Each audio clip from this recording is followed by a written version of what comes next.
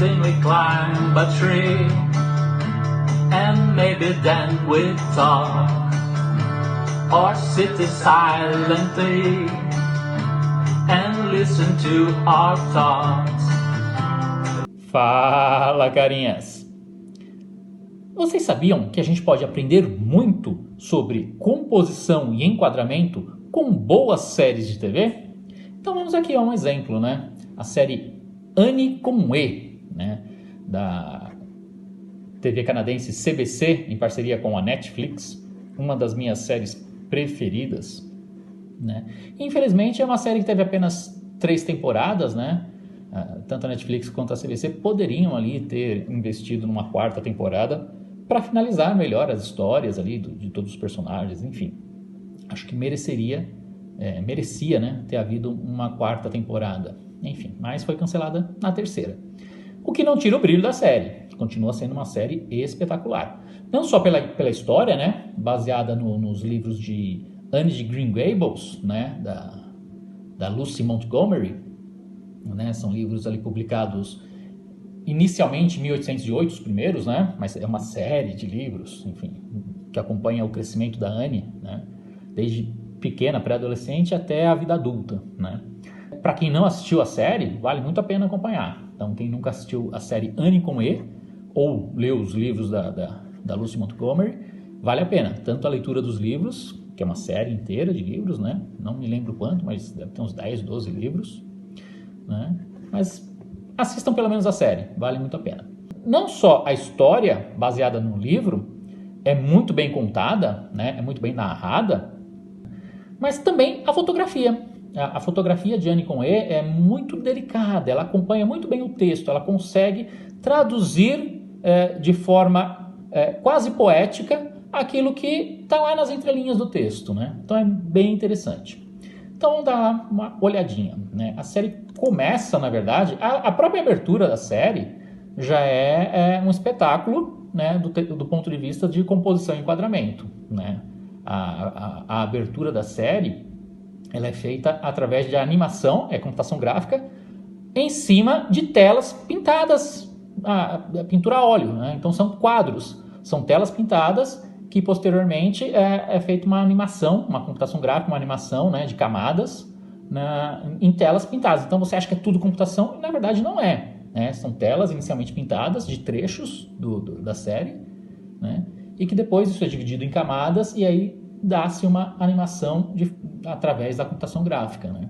Mas não é tudo criado por computação.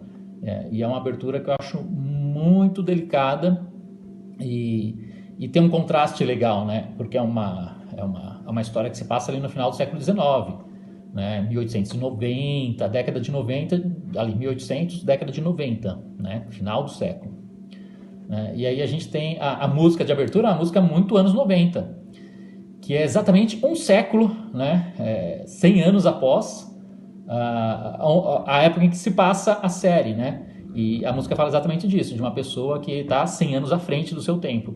Então esse contraste é muito interessante, né? O contraste de uma música dos anos 90, né, 1990, né, de um grupo canadense também, com uma série que se ambientada ali no final do século XIX, né, 100 anos antes, falando sobre alguém que tem ideias de um século à frente. Então, esse contraste entre a trilha sonora e toda essa atmosfera, né, no final do século XIX é bem interessante, né? É o tipo de abertura que a gente não pula, né? Não dá vontade de pular, vou pular a abertura, não.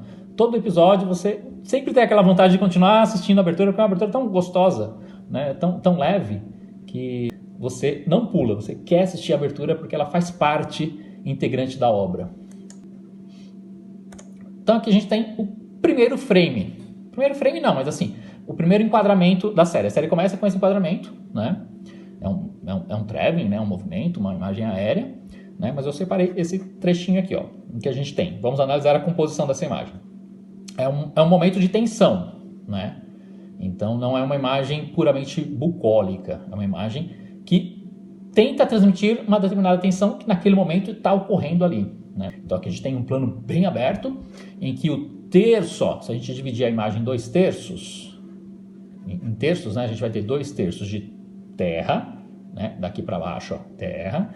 Daqui para cima, uma mistura entre o mar e céu, que é o que dá leveza. Mas a gente tem um peso, né? Que é 2/3 da imagem, ela é pesada, ela é fixada à terra. Ela dá essa ideia de algo mais para baixo, algo mais preso à terra, algo mais sólido, né? Não é um momento agora de sonho. A gente vai ver que em outros enquadramentos tem uma predominância mais de céu, para dar uma ideia mais de sonho, de imaginação. Aqui não, é um momento mais pesado, né?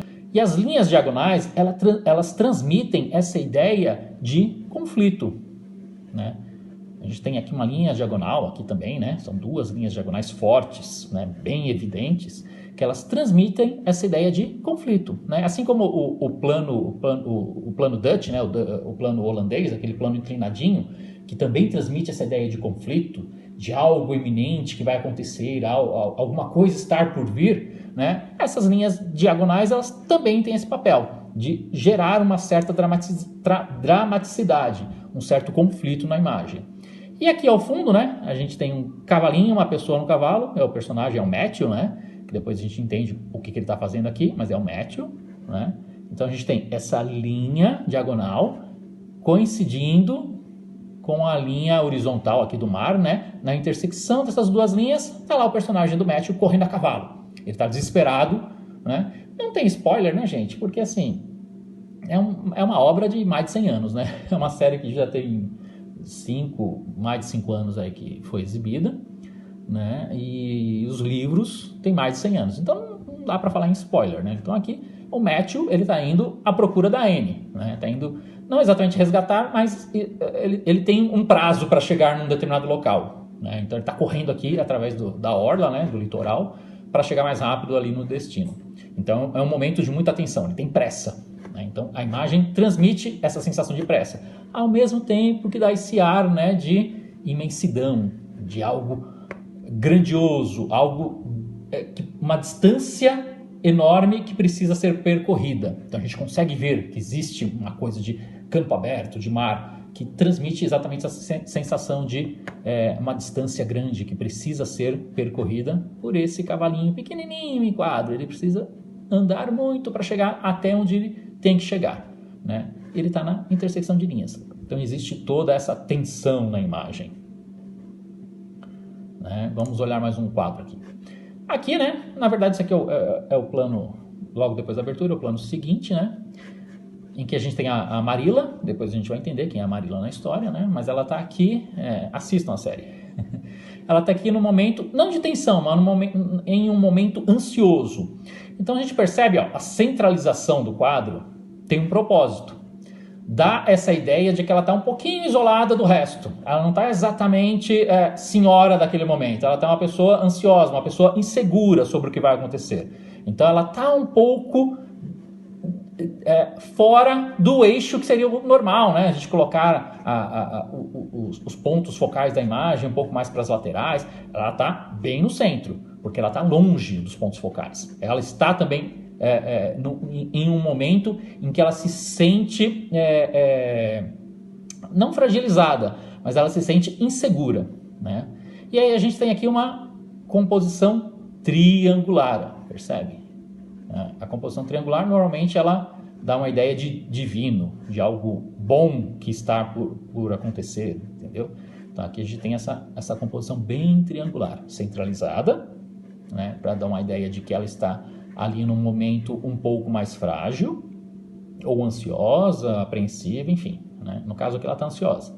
E essa composição aqui triangular, né, os elementos em quadro, né, são distribuídos de forma, não é exatamente um triângulo, né, gente, mas a ideia, se vocês perceberem, né, ó, a mesa, os ângulos da mesa, aqui o candelabro aqui em cima, né, a lâmpada aqui, né. Então, isso dá uma ideia de triângulo, né? Isso acontece muito em composição. Eu não preciso ter exatamente a forma que a gente está querendo trabalhar. A gente pode dar simplesmente uma ideia, né? Colocar pontos focais. Ó, tem um prato aqui, aqui a gente tem a lâmpada, aqui a gente tem a ponta da mesa, a posição dos braços dela. Tudo isso leva a gente a imaginar uma composição aqui triangular, né? Dá essa ideia de algo divino, algo bom que vai acontecer em algum momento, né?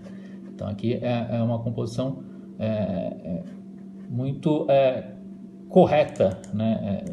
Do ponto de vista, mas o enquadramento está centralizado. Às vezes a centralização ela tem um propósito narrativo importante. Então, às vezes a gente aprende que tem que fugir da centralização. Depende. Muitas vezes um enquadramento centralizado ele transmite uma determinada sensação, né? A gente vai ver em outros exemplos para frente, né? Aqui é exatamente aquilo que eu havia dito no primeiro quadro, né? A gente tem a imagem dividida em 2/3, 1/3 de terra e mar, né? Aqui um pedaço de mar, mas 1/3 ligado ao solo, dessa coisa mais terrena, essa coisa mais de realidade, né? E aqui a gente tem um pouquinho mais de céu, né? E lá ao fundo o trenzinho com a fumaça. E aí o nosso olhar vai para o trem, né? Ele está em movimento e o nosso olhar vai para o trem, embora seja um elemento muito pequenininho em quadro, né? Tudo aqui no quadro leva a gente, o movimento do trem num quadro estático, né? Leva a gente a olhar para esse trem com aquela fumacinha negra saindo ali da chaminé, né? Então, e com espaço à frente para percorrer, né? Um trem que está ali apressado, seguindo o seu rumo, né? Então o enquadramento é muito feliz nessa transmissão de ideia, né? Ele consegue transmitir essa ideia de uma maneira eficaz. E aqui é dentro do trem, né? Já é a Anne lá com uma tutora ali que está fazendo o transporte dela do orfanato até a fazenda onde ela vai morar, né? Dos Cuthbert. Então aqui é a nossa Anne Shirley. A princípio é Anne Shirley somente, depois ela muda de nome, né? Assistam a série. Enfim, e aí a gente tem o quê? É um momento de uma certa tensão. Não é um momento exatamente de tensão, é um momento de apreensão. Por quê? Ela saiu de um orfanato e está sendo levada para aquilo que seria a futura casa dela. Ela imagina que seria a futura casa dela, né? Mas a gente descobre que, na verdade, ela foi adotada como sendo um menino para trabalhar na fazenda, para ser uma mão de obra ali na fazenda, né? Mas ela é uma menina, né, que está achando que está sendo adotada como uma filha e não como um empregado ali, né? E aí a gente vai ver, isso aí tem todo um desenrolar durante a série, né? Então é um momento de uma certa tensão, não é um momento leve, né? Não é um momento extremamente pesado, não, mas é um momento que tem ali uma certa angústia, uma certa tensão, porque ela não sabe o que vem no futuro. Então, novamente, a gente tem aqui a linha do olhar dela com a linha do olhar aqui da tutora, a gente tem uma diagonal, né? E, novamente, a diagonal dá essa ideia de conflito, né? De algo vai acontecer. E nem sempre esse algo é bom. Existe essa tensão por essa linha diagonal aqui, do olhar, entre elas, uma linha imaginária que transmite essa ideia de tensão, né? E aqui na frente a gente vê, né, o uso aqui do banco, né, como uma espécie de moldura. Isso a gente vai ver bastante durante a série, né?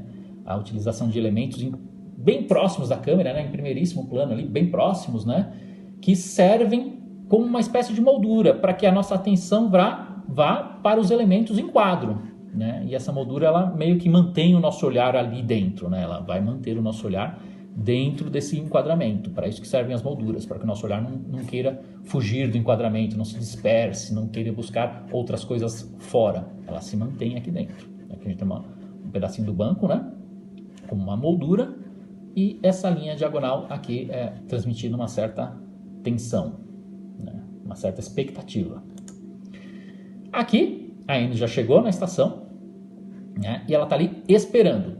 Então é um momento extremamente introspectivo, né? Então você percebe pela posição das pernas dela, né, para dentro. Então ela tá ali encolhida, ela tá ali apreensiva, né? E ela tá onde no quadro? No centro do enquadramento. Então, novamente, a centralização aqui é usada de uma forma narrativa, como um recurso narrativo, né? A centralização aqui da personagem, da Anne, transmite o quê? Uma ideia de solidão. Ela está isolada de todo o restante do enquadramento. Então aqui ela está sozinha, apreensiva, solitária, né? Sem saber qual vai ser o futuro dela. Então essa ideia de solidão aqui é muito bem trabalhada com esse enquadramento centralizado. não só centralizada, como ela também está pequenininha em quadro, né? Ela não está preenchendo o quadro inteiro, ela está lá pequenininha em quadro. Então ela está com pouca importância no quadro, centralizada, ela está ali isolada, se sentindo frágil, né? E aí, novamente, a gente tem aqui, ó, as colunas e o telhado da estação de trem sendo utilizados como uma espécie de moldura, né? Para que o nosso olhar permaneça voltado para o elemento principal aqui, no caso a N, né? Que está no centro do quadro, que normalmente não é o ponto focal mais importante, mas exatamente por isso que ela está no centro, né? Até o nosso olhar tende a fugir dela. Ela está tão sozinha que até o nosso olhar tende a vir para cá, para pontos focais mais interessantes, né? O centro de uma imagem nunca é o ponto mais interessante de um retângulo, no caso aqui, né? A gente está trabalhando com uma série de TV, né? Uma proporção retangular, né? 16:9 no caso. Então, o centro de um retângulo nunca é o ponto mais interessante. O nosso olhar sempre vai tender, depois a gente fala sobre isso, né? O porquê, sempre vai tender a buscar pontos um pouco mais laterais, enfim, a gente tenta fugir do centro, o nosso olhar tenta fugir do centro da imagem, né? E aqui é a continuação daquele enquadramento, né? Também um enquadramento simples, não tem nada de muito rebuscado, mas aqui a gente percebe o uso aqui é o Matthew, né? É antes dele correndo a cavalo. Então aqui é o Matthew, né? A forma humana ali, ele está sendo usado, o corpo dele, como uma moldura, né? Uma moldura que leva o nosso olhar aqui para N. E ela está aqui de novo num ponto focal, né? Então a gente pode tanto pensar na regra dos terços quanto na proporção áurea, né? Ela está aqui em um ponto focal, né? Deixa eu ver se eu acho aqui uma proporção áurea para vocês aqui, ó. Não, essa aqui, né? Então, se a gente fizer...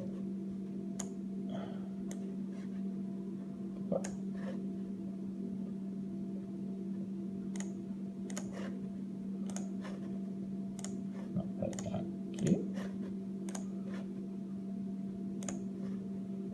Então, vamos lá. Então, se a gente colocar para cá, ó, opa, a gente pode ver que o enquadramento... Opa, eu não posso mexer na proporção, né? Tem que manter ela na mesma proporção, né? Então a gente vê que o enquadramento, né, tende a vir das costas aqui do Matthew, desse personagem, né? Um pouquinho, vou acertar aqui é o certo. Vem aqui das costas do Matthew, e aí essa espiral áurea traz para o sorriso da Anne, né? Mas aí você vai falar, mas quem fez o enquadramento não pensou nisso. Não, provavelmente não pensou, né? Qual é o conceito da proporção do enquadramento áureo, né? É que determinados formatos na natureza, a gente tende a achar aquilo mais harmônico, mais belo, quando eles se encaixam dentro dessa espiral ou dessa proporção áurea, né? Existe todo um cálculo matemático por trás dessas formas, dessa proporção de altura e largura, enfim. Depois a gente fala um pouco sobre isso, mas existe todo um cálculo para a gente chegar nessa espiral áurea, nesses retângulos áureos todos aqui, né? Isso significa o quê? Que provavelmente isso aqui foi um enquadramento feito intuitivamente, né? Não creio que lá no viewfinder do operador de câmera ou no monitor do diretor de fotografia tenha lá uma espiral áurea para ele ficar se baseando. Mas provavelmente ele busca um enquadramento que fique mais harmônico possível, né? E aí quando a gente encaixa essa proporção áurea em cima, a gente percebe que a harmonia do quadro tem muito a ver com essa proporção.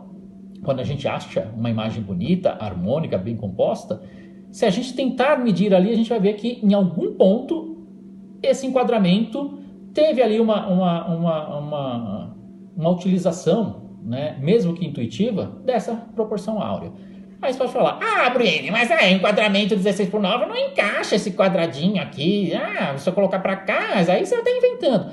Não é exatamente inventar, a gente tem que imaginar que... Peraí, deixa eu achar o ponto certo dele aqui. O certo é aqui, na verdade. Traz para cá, essa é a proporção, né?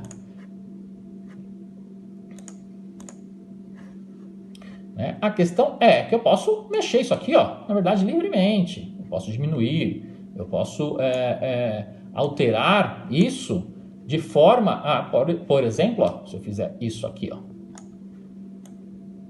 e colocar esse enquadramento aqui, num trecho da imagem, eu não preciso utilizar necessariamente a imagem inteira, o enquadramento, as bordas da imagem. Eu posso utilizar um trecho da imagem.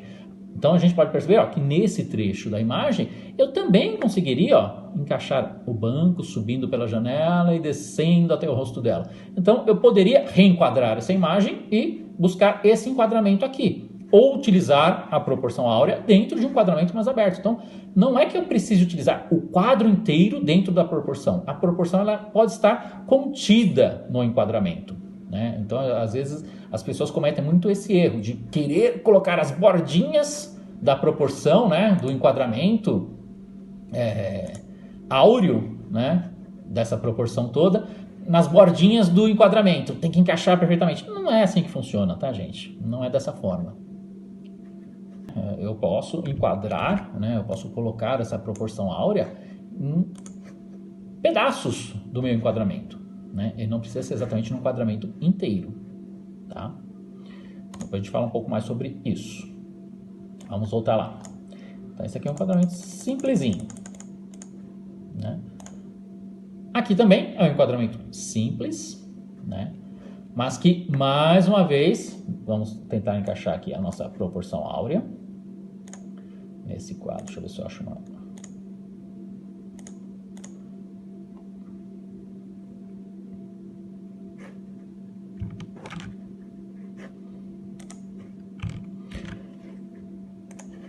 Vai tentar encaixar aqui a nossa proporção áurea. Opa! E aí vocês vão perceber que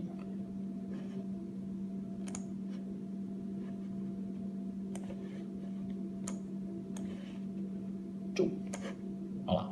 Ah, mas você está distorcendo a proporção. Não, estou tentando manter ela aqui no mesmo padrão, tá, gente? Estou tentando colocar ela aqui na mesma, que seria aqui.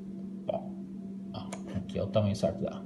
Então, a gente percebe que um pouquinho mais para lá, um pouquinho mais para cá. Sim, porque é uma forma de pensar o enquadramento, é uma forma viva de pensar o enquadramento, uma forma fluida. Então a gente tem aqui a Marila tomando o seu chá, né? Então o rosto da Marila desce para a mão, vem para a mesa, tem uma chaleira, sobe pelo prato, vai lá no fundo naquela jarra, janela, puff, e vem aqui no rosto, né? Então a gente tem toda esse percorrer que o nosso olho faz até chegar no nosso ponto focal, que seria o rosto da personagem. Ok? Então, é uma forma simples? Sim, é uma forma bem simples de se colocar, de se enquadrar, mas que funciona, né? E aí, novamente, aqui nós temos a Marila, né? Desfocada, e esse desfoque é muito utilizado pela direção de fotografia na série e funciona muito bem. Então a gente tem a Marila desfocada, o bule aqui do chá desfocado, e esse conjunto forma uma espécie de moldura para aqui a personagem da Rachel, né, que é a melhor amiga da Marila, a personagem da Rachel, né, a gente prestar atenção nela. Ela está em foco, ela está no ponto focal. O resto serve como complemento, serve como uma moldura para que o nosso olhar vá passeando e chegue até o ponto que eu quero. Essa é a ideia de uma boa fotografia, que o olhar não fique preso, não vá direto para o ponto que eu quero, que é o nosso olhar passeie, dê uma olhadinha, vá descobrindo elementos aos poucos, e aí no fim ele se fixe num ponto. E aí o ponto é o olhar aqui da personagem.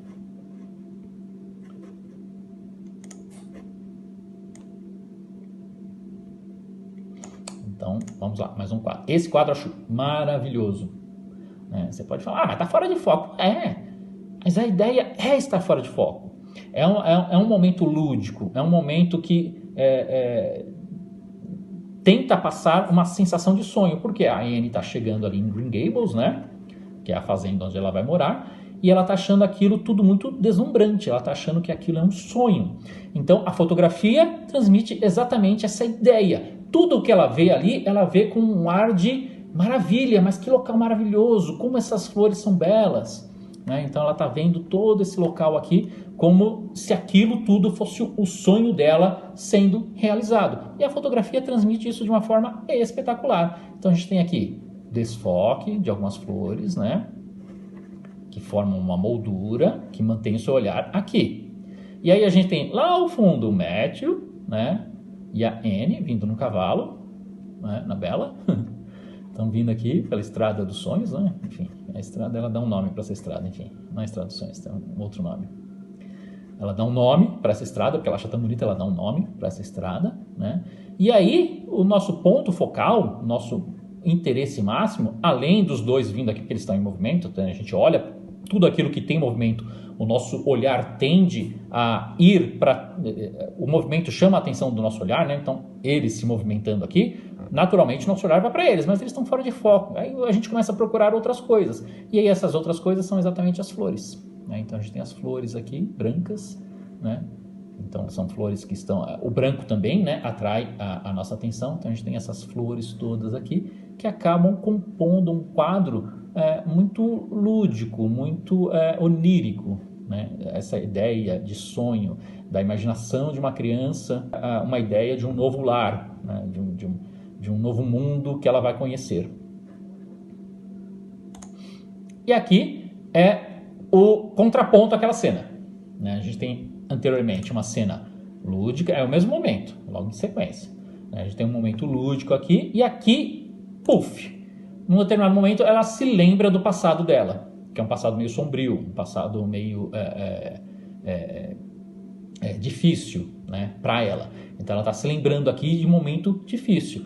Então a gente tem um enquadramento, o que seria o natural, o normal, né? Que a gente colocasse o espaço do enquadramento para frente, para o olhar dela, né? Ou ela estivesse aqui no quadro e ela olhando para frente, e a gente teria um espaço de respiro à frente do rosto dela. Nesse caso, esse espaço está invertido, né? Ela está olhando para cá, a linha do olhar dela está para cá, ela está olhando para cá, só que para cá a gente tem o fim da tela. O que a gente tem para trás? As costas dela. Então isso dá uma ideia de algo passado, algo que aconteceu. Então ela está relembrando o passado dela, né? Então ela não está olhando para o futuro, ela não está olhando para aquilo que vem à frente, ela está relembrando algo que vem do passado, né? Então ela está relembrando o passado. Por isso que ela fica presa aqui no enquadramento. O enquadramento dela aqui, o olhar dela não vai para lugar nenhum, ela está presa, porque ela não está olhando, ela está relembrando, né? Então é um enquadramento muito preciso nesse caso, né? E aí novamente a gente vem aqui, né? A gente vê aqui o olhar dela está exatamente num ponto focal. Se a gente dividir o quadro aqui naquilo que a gente chama de regra dos terços, que eu não gosto muito de utilizar esse termo, regra dos terços, porque na verdade, o que a regra dos terços né? É isso aqui, ó. Deixa eu tentar achar uma proporção aqui que eu possa mexer. Regra dos terços é isso aqui, gente, ó. Uf. Regra dos terços, nada mais. Deixa eu colocar na proporção certa aqui, tá? Peraí, 100 para os dois lados. Tá, pronto. Ó, a regra dos terços nada mais é do que uma simplificação da proporção áurea. Então vamos imaginar que essa proporção estivesse aqui, né? Exatamente no centro do quadro, preenchendo o quadro. É que não vai preencher o quadro todinho, porque a proporção do quadro é diferente da proporção áurea, né? O quadro é mais largo, a proporção áurea é mais quadradinha, né? Um pouquinho. Mas vamos supor que aqui, ó, que é o máximo que eu consigo colocar, né? Essa proporção áurea aqui, ó, que está chamando a atenção para esse ponto, se a gente traçar uma linha aqui, nesse ponto, e traçar outra linha aqui, horizontal, né, uma vertical nesse ponto aqui, no final aqui da espiral áurea, e uma horizontal também aqui no final da espiral áurea. O que a gente tem? A gente tem a famosa regra dos terços, né? Então a regra dos terços nada mais é do que uma simplificação, né? A gente transfere esse ponto para cá, esse mesmo ponto para cá, aqui para baixo, e a gente passa a ter 4 pontos focais, interligação de duas linhas verticais com 2 linhas horizontais. É uma simplificação apenas. Então a regra dos terços é uma regra muito simples e simplificada a partir dessa regra aqui que é mais complexa, né? Que é a espiral áurea, a proporção áurea, né? Que a gente pode colocar em qualquer ponto da imagem e ir encaixando de forma a tornar aquela imagem harmônica. Não precisa, repito, não precisa ser no enquadramento inteiro. Coloquei aqui no enquadramento inteiro porque ela realmente ela encaixa. Vem lá do Matthew, lá ao fundo, trazendo, o olhar passeia, chega aqui no nosso olhar, encontra o olhar da Annie. E ela está pensando no passado, porque tem espaço atrás dela. Percebe como a composição da imagem transmite para o espectador essa ideia? Então é uma composição muito eficiente, é uma composição muito bem feita. A composição ela não precisa necessariamente ser só bonita, ou nem sempre ela precisa ser bonita.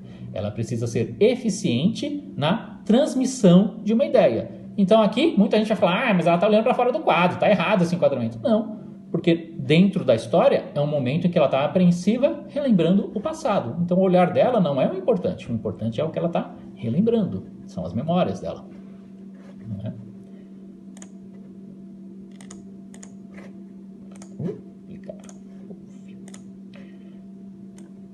Vamos lá. Aí nós temos a continuação desse enquadramento que é aqui, né? Ela ainda está lembrando, né? Ela está olhando para algum canto, mas o pensamento dela ainda está no passado. E aqui ao fundo a gente tem o quê? A interação do Matthew. Está desfocado? Tá. Ah, mas ele está desfocado, ele está fazendo ação, ele está falando com ela e está falando desfocado? Sim, ele está falando e está desfocado. Eu não preciso necessariamente ter foco em tudo, o momento inteiro, na cena inteira. O uso do desfoque, ele serve também como um elemento narrativo, como uma ferramenta narrativa. Então eu posso sim ter um personagem aqui ao fundo, né, desfocado e falando com ela, porque a minha atenção principal é que ela ainda está pensando no passado. E aí a gente tem aqui o Matthew, né, falando com a Annie, ele fala alguma coisa com ela, né, se ela está bem e tal, perguntando ali, e ela está aqui no momento em que ela está voltando à realidade. Né, a realidade ali, saindo dos pensamentos dela, que são férteis, e voltando àquele momento ali, mais terreno, mais real, né, saindo da imaginação e voltando para o real. Então o Matthew ainda não está em foco, por quê? Porque ele ainda não é o ponto onde ela está, ela ainda está na imaginação, ela ainda está no pensamento, ela não está na realidade, naquele momento. Aqui ela ainda está pensando, ela não chegou, ela não voltou para a realidade ainda. Então o Matthew aqui, né, esse personagem falando com ela desfocado, ele ainda não está na mesma realidade que ela ainda não voltou para cá. Né? É eficiente desse ponto de vista, né? Em que o personagem desfocado não está errado, porque ele não é o momento onde ela está. Naquele momento ela está ainda no pensamento dela. Né? Aqui é um outro momento. Né? Então, de novo, ela está ali dentro do que seria a regra dos terços, ou se a gente encaixar aqui, a gente vai ver que em algum ponto aqui a gente também tem uma proporção áurea aqui, né? E ela está olhando para frente. E ela está angustiada. Por quê? Porque, novamente, assim como o quadro anterior, ela está relembrando algo do passado dela, no momento que ela já viveu no passado. Ela já foi adotada e rejeitada outras vezes no passado. Aqui é um momento em que ela está sendo rejeitada, a adoção dela está sendo rejeitada. Então, o olhar dela para frente não é o que importa, porque ela não está pensando no futuro. Ela está pensando naquilo que ela viveu no passado, o que está nas costas dela. Percebe o quanto é emblemático esse tipo de enquadramento? Né? E aí a gente tem o outro personagem, o Matthew, lá ao fundo, né, completando o enquadramento, equilibrando. A gente depois pode falar sobre isso, né, equilíbrio de quadro. Ele está aqui ao fundo, equilibrando o quadro, porque se a gente tivesse tudo branco aqui ao fundo, o quadro estaria desequilibrado, desbalanceado, estaria muito peso, muitos elementos do lado esquerdo e iria faltar um elemento aqui de peso do lado direito. Né? Então o Matthew lá ao fundo, né, esse personagem lá ao fundo, ele equilibra os volumes do quadro. E aqui, né, é o momento que ela desaba, que ela cai na realidade, eu não vou ser adotada. Então é um momento muito tenso, um momento de muita angústia. E aí o que temos? A nossa linha diagonal dos olhares aqui, ó, o olhar da Marilla, o olhar dela tá para cá, né? Ó, o olhar dela tá para cá, é uma linha diagonal para cá.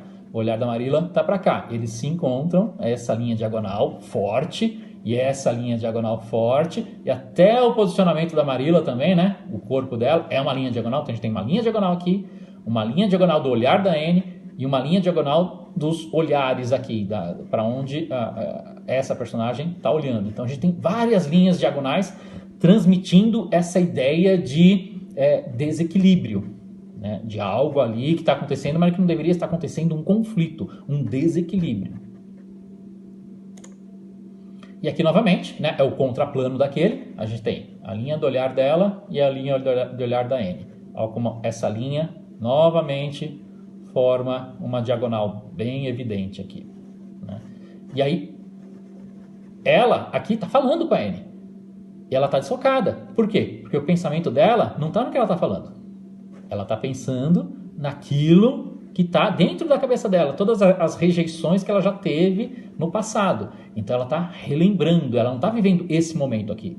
Então não importa muito o que ela está falando aqui. O que essa personagem está falando aqui. Importa o que está passando dentro da cabeça da Anne.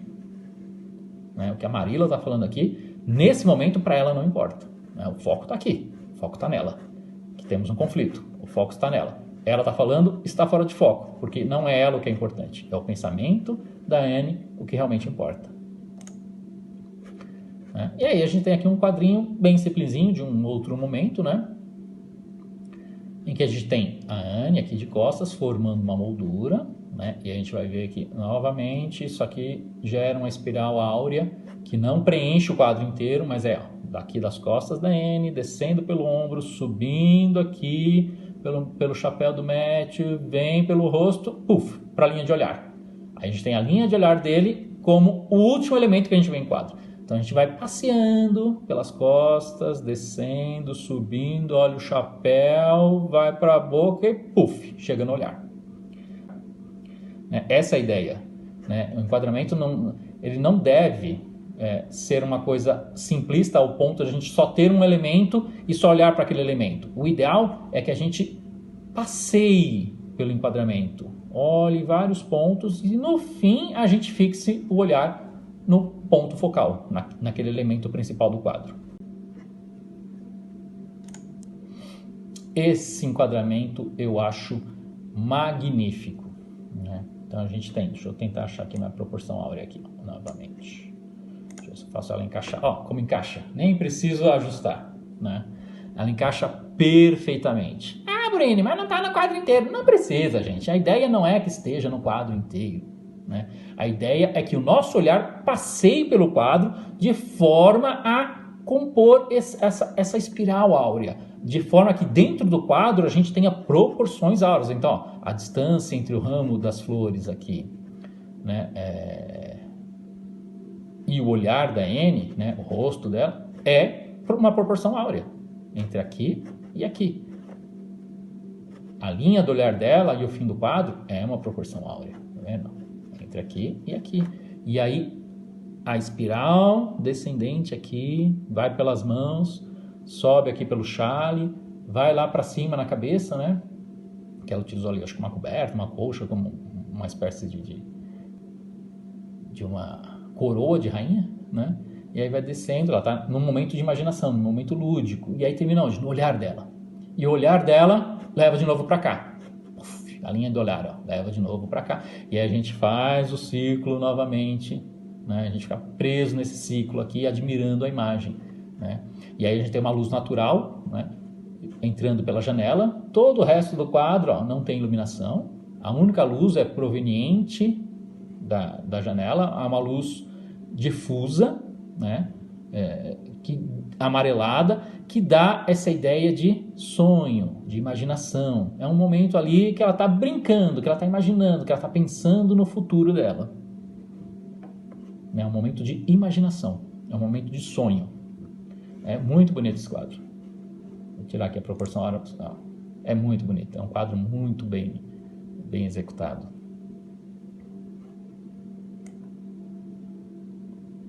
E aí vamos achar mais um enquadramento aqui, para não ficar um vídeo muito longo também, né? Ó, aqui é a sequência daquele enquadramento, né? E aí vocês vão pensar, de novo centralizado? Pô, mas qual é a ideia agora do centralizado, né? Aí eu volto naquela história. Aqui não está, eu não peguei exatamente o momento mais correto, né? Eu devia ter dado um print um pouquinho mais para frente ou para trás, né, na ação ali. Mas a ideia é que a gente tenha isso aqui, ó.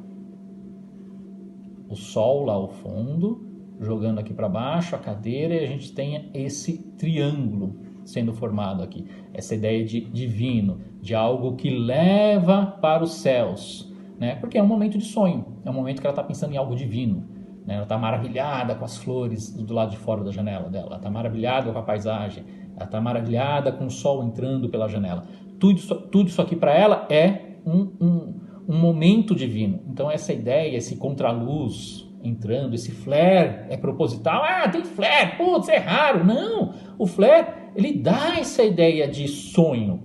Tons alaranjados, tons mais quentes, né? Cores mais quentes, né? Temperatura de cor baixa, mas tons mais quentes, tendem a dar um conforto, né? A gente sente um certo aconchego com tonalidades alaranjadas, né? Isso faz parte da psicologia do ser humano. Aqui é um enquadramento que eu também gosto bastante, né? E é bem explorado isso na série, que são os reflexos em vidros, né? Isso durante a série a gente vê bastante, desfoque, reflexos, molduras, isso a gente vê o tempo inteiro, flare, a gente vê muito isso, proporção áurea, a gente vê esses elementos sendo bastante utilizados durante toda a série. Então a gente percebe que é uma fotografia proposital, não é aleatoriamente, foi feita de qualquer forma, aconteceu e deu sorte de ficar bonito. Não, a gente percebe que existe um critério na utilização, porque é constante. Durante a série a gente percebe que isso ocorre em vários momentos. Então existe ali uma intenção em fazer dessa forma. Então a gente tem aqui o quadro, né? A moldura do quadro sendo utilizada como uma moldura para o nosso enquadramento. E no reflexo do quadro, a imagem do quadro está desfocada, que é a família ali, né? Marilo, Matthew e o irmão mais novo, né? Não, o irmão mais velho, o Matthew e a Marilo, né? O Matthew é o mais novo. E aí a gente tem aqui o reflexo, né? O foco está onde? Está no reflexo dela. Ela olhando para uma família, uma coisa que ela nunca teve. E a gente vê lá os olhos dela marejados, porque ela está pensando, está ali triste, porque família é algo que ela nunca teve, é um momento que ela está pensando na vida dela, né? E a gente consegue olhar para essa imagem e sentir isso, ó, um quadro de uma família desfocada e ela aqui, o reflexo do rosto dela em cima da imagem dessa família, com os olhos cheios d'água. Então a gente percebe que é um momento em que ela está olhando para aquela imagem e se identificando ou identificando algo que falta nela, né? Ela não tem uma família, ela nunca teve, ela saiu de um orfanato para vir aqui para Green Gables, né, que é essa fazenda. Aqui, ó, um outro momento também de tensão. Então, novamente, ó, a gente tem quase todo o enquadramento, ó, não tem nem a divisão de 1/3, 2/3. O enquadramento está lá em cima, ó, bem lá em cima, a divisão do quadro, lá em cima. Está sufocante, a gente tem só um respirinho muito pequenininho, ó, de céu aqui, muito pequeno, e 80%, 90% do quadro, ok, rocha, precipício. Então, é um momento de muita tensão, de angústia. Ela veio correndo, ela está se sentindo sem ar, ela está se sentindo, não fisicamente, mas ela está se sentindo desesperada. Então é um momento em que o quadro te transmite a mesma sensação que ela, porque é um quadro ruim de olhar, não é um quadro bonito, embora seja uma fotografia bem executada, é um quadro que você fala, nossa, pesado, né? Esse monte de rochas, esse precipício, e lá em cima, nossa, dá uma certa sensação de claustrofobia, né? Pô, só tem esse pedacinho de céu, dá vontade de levantar a câmera, não, enquadra mais céu, a gente enquadraria mais céu se a gente quisesse uma imagem bonita, mas a ideia desse quadro não é ser bonito, a ideia é transmitir a sensação que a personagem está sentindo. E ela está angustiada, ela está se sentindo sem espaço. E é exatamente isso que a gente tem aqui no quadro. Ela está sem espaço também no quadro, né? E aí a gente percebe, ó, um elemento muito pequenininho no quadro, né? Ela está minúscula, ela é pequena em relação a tudo que está acontecendo em volta dela. Ela é muito pequenininha. E ainda assim a nossa atenção é para quem? Para ela, né? É impossível não olhar para Anne aqui em cima do precipício. Embora ela seja aqui, sei lá, 2% do quadro. A gente olha para ela. Né? O conflito é tão grande que o nosso olhar é dirigido para ela. O que essa menina está fazendo em cima do precipício? Né? Por que esse enquadramento está tão pequenininho lá em cima e tanta rocha aqui para baixo? Né? É proposital. Transmite essa sensação de angústia que ela está sentindo nesse momento. Né? Aqui a gente tem, novamente, né? Vamos lá buscar a nossa proporção áurea. Uf. E aí... Vamos vou colocar na proporção certa aqui para vocês depois. Ah, você mudou a proporção. Eu estou colocando certinho aqui, tá, gente? 100% altura e largura. Ó. Aí fala, tá fora. Tá, por quê? Porque é aquilo que eu falei. Nem sempre eu vou conseguir encaixar a proporção áurea no quadro inteiro. Por quê? Porque a gente tem um enquadramento aqui 16:9 e a proporção áurea ela não é 16:9. Né? A gente vai encaixar essa proporção dentro do quadro. A gente tem uma área do quadro, ó, exatamente, orelha descendo pelos ombros, subindo e vem aqui para o olhar do personagem. Percebe? Então a gente tem esse movimento nosso olhar faz, ó. Aqui nós temos uma moldura, né? E aí nosso olhar vem aqui para o olhar do Jerry, né? Do Jerry, enfim. O personagem, o certo é Jerry, né? Porque ele é de origem francesa. Lembrando que tudo isso aqui se passa no Canadá. Né? Então ele é de origem francesa. Né? Esse personagem especificamente. Então ele é o Jerry. Então a gente tem aqui a linha, uma espiral áurea que leva o nosso olhar para coincidir com o olhar dele. Né?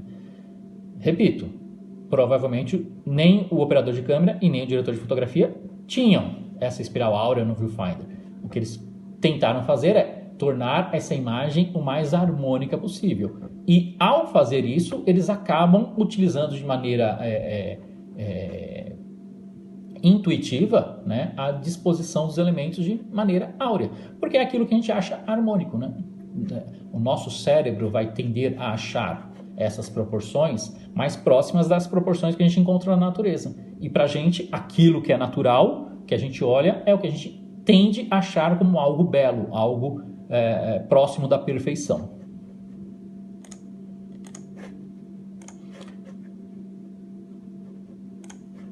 Beleza, Jerry. E aí, vamos lá. Bom, fazer só mais um para o nosso vídeo não ficar muito grande. Depois a gente faz a análise de mais. Tem muita coisa nessa série. Eu tenho aqui muitos framezinhos, né? Vários. Deixa eu ver qual seria o próximo. Enfim, mais dois então. Vamos lá. Aqui novamente, né? É a mesma coisa que esse anterior. Ó. É o mesmo, o raciocínio é o mesmo. A gente tem a linha do olhar dentro de uma proporção, ou se vocês quiserem simplificar, dentro da regra dos terços. Eu não gosto muito de utilizar a regra dos terços, né? Eu acho que a proporção áurea ela é mais eficiente e eu consigo trabalhar ela dentro do quadro onde eu acho mais agradável. Eu não preciso ficar preso a um quadradinho, intersecção de duas linhas aqui, mais duas linhas aqui, enfim. Né? A regra dos terços ela é muito simplista. Né? Mas se quiserem pensar na regra dos terços, nós temos aqui ó, uma linha vertical e uma linha horizontal. Aqui nós temos olhar. Uma linha vertical aqui, onde está o chapéu. Aqui. Né? Então a gente tem esse chapéu e essa cabeça formando uma moldura. A linha aqui da cerca levando o nosso olhar para o chapéu e puff, para o olhar. Né? Enquadramento simples, mais eficiente. Aqui é parecido, semelhante, mas você já nota que existe uma tensão. Né? Então é um enquadramento que, diferente desse, que é um enquadramento que tem uma certa tensão, mas pouca, existe uma tensão aqui. Aqui ele é muito mais tenso, porque a gente tem uma área desfocada muito grande, a gente fica meio incomodado, né, com essa personagem que é a Anne, aqui de costas, né, olhando aqui para a Marilla olhando para ela, e essa área muito grande de personagens desfocados de costas, não é nem uma moldura, 2/3 do enquadramento é a personagem desfocada, né, isso dá uma certa angústia, fala, nossa, que negócio estranho, porque é um momento desconcertante, ela está levando aqui uma bronca, né? É um momento em que talvez ela deixe de ser adotada, né? Então é um momento de conflito, é um momento em que ela está na berlinda aqui, né? E a gente vê o olhar da Marilla aqui, um olhar fuzilando, né? Um olhar de reprovação, e ela está aqui, se pensar na regra dos terços, na linha dos terços, mas eu prefiro pensar na nossa velha proporção áurea, olha como ela cai perfeitamente. né? A nossa proporção áurea, ela vem, eu posso até encaixar aqui, ó, que eu acho que é o que seria mais adequado. Ah, não está coincidindo com as bordas. Não é para coincidir com as bordas mesmo, não, gente. Não fiquem presos a isso, né? A gente tem aqui, ó, nossa linha descendo por todo esse borrão das costas, subindo aqui, vai lá para a linha do cabelo, nariz e puff, termina aqui na linha do olhar, né? Aqui na testa franzida. Então percebe o quanto é eficiente esse enquadramento, né? Você olha para ele e você sente que existe uma tensão no ar. Você nem sabe qual é a história. Se você não assistiu a série, você nem sabe qual é a história.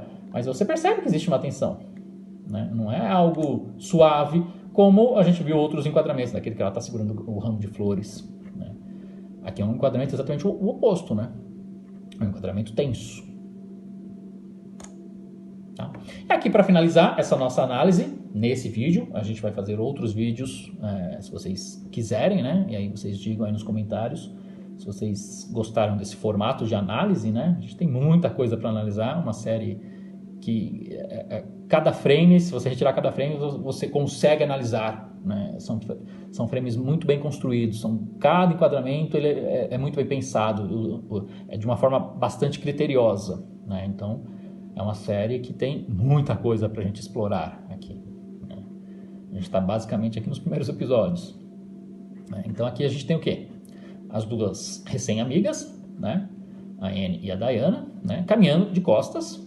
Então elas estão indo em direção a algo, no caso indo em direção ao futuro delas, né? É metafórico, né? Elas estão indo em direção ao que é o futuro delas, que elas vão se tornar duas amigas no futuro. Elas já são aqui o início da amizade, né? E aí a gente tem aqui, ó, linhas de fuga, né? Ponto focal, né? Uf, linha de fuga, ó, tá vendo? A cerca aqui vem para elas. Essa parte da cerca aqui em cima, a folhagem, são linhas que trazem o nosso olhar para essa dupla aqui, caminhando em direção ao futuro, em direção a algo que está por vir. E elas não estão exatamente num ponto focal, né? Elas estão quase no centro do quadro. A gente tem outros enquadramentos que depois a gente vai dar uma olhada, que elas estão bem no centro do quadro, né? Aqui elas estão um pouquinho deslocadas, o suficiente. Por que esse deslocamento? É o suficiente para a imagem não ficar muito estática. Porque aqui elas não estão solitárias. Pelo contrário, elas estão se conhecendo, elas estão virando amigas, né? Então, não teria muito sentido colocá-las no centro do quadro, porque não existe um conflito aqui. Pelo contrário, existe uma fluidez. Então, quando você descentraliza, mesmo que seja muito sutilmente, você cria na imagem uma dinâmica, uma fluidez. Se elas duas estivessem aqui no centro do quadro, né? Imagina as duas no centro do quadro, a gente teria um enquadramento muito estático. Seria lá como as gêmeazinhas lá do filme O Iluminado, né? As duas centradas no quadro. Só o fato de eu descentralizar um pouquinho, jogar as duas um pouquinho aqui para a esquerda, né? Isso já dá ao meu quadro um ar mais dinâmico, né? Não está mais uma coisa estática, parada. Já dá uma fluidez de que algo está em movimento. É o nosso olhar que está em movimento, né? O nosso olhar está se movimentando e a gente acha que a imagem tem algo a nos dizer, algo que vai acontecer lá no futuro, né? Então, são elas indo em direção a uma amizade que está apenas começando. É mais ou menos essa a ideia do quadro, um caminho a ser percorrido, né? E é isso aí, pessoal. Acho que tá bom nosso vídeo por hoje, né? Eu pretendo fazer outros aqui ainda sobre o tema da Anne com E, da fotografia da Anne com E. Tem muita coisa legal para ser vista aqui, né? E se vocês gostaram aí desse formato, né? Tem muita coisa legal para ver aqui. Se vocês gostaram aí desse formato, né? Falando sobre composição e enquadramento, utilizando séries de TV para mostrar de maneira prática isso, comentem aí embaixo, digam se vocês querem que essa forma de analisar esses enquadramentos continue, enfim, deem seus pitacos, seus palpites, ok? Então, vou terminando por aqui e aguardo vocês no nosso próximo vídeo. Não se esqueçam de curtir esse vídeo, de se inscrever no nosso canal, de acionar o sininho lá em cima para receber notificações. É isso aí, pessoal. Muito obrigado. Mãos à câmera.